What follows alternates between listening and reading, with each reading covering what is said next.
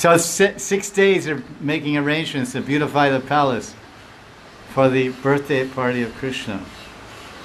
And the whole village of Nandishwar is decorated to celebrate Krishna's birth.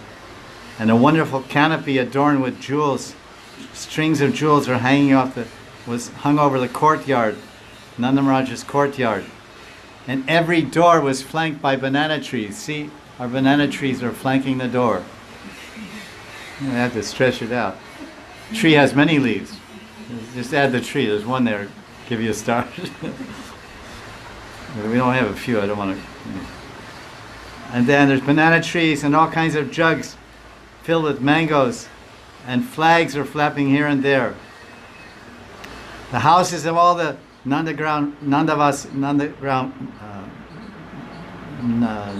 Vasis and all the mandis are also beautified.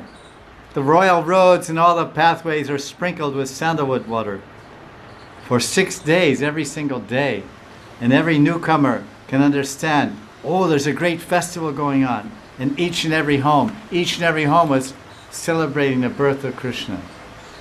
Just like now, you go to Delhi, so many religious people, you go to Vrindavan. Every home, they're celebrating the birth of Krishna. We just offered Krishna his bhog.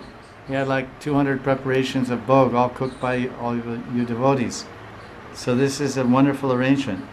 So this is starting Bhadra Ekam, Bhadra Dvitiya, Tritiya, Chaturthi, Panchami, Shasti. For 6 days, all kinds of garlands, all kinds of sandalwood sprinkled everywhere.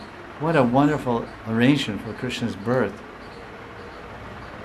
So then the evening, Shasti Ratko, Nanda Maharaj sends his invitations.